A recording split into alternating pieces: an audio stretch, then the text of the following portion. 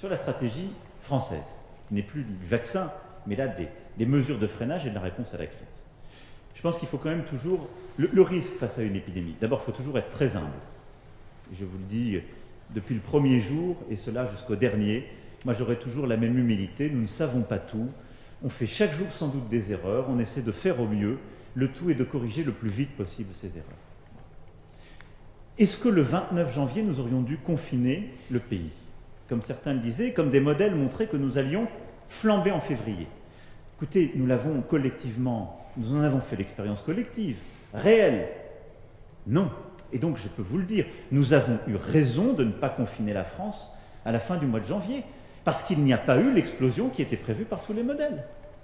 Donc, je peux vous affirmer là, cette fois-ci, que je n'ai aucun mea culpa à faire, ni aucun remords, ni aucun constat d'échec.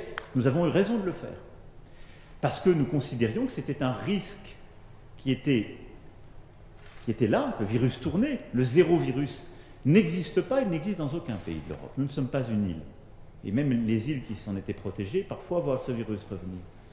Mais nous considérions que, avec les mesures de couvre-feu qui étaient prises et les mesures de freinage qui étaient les nôtres, nous pouvions faire face sans qu'il y ait de flambée.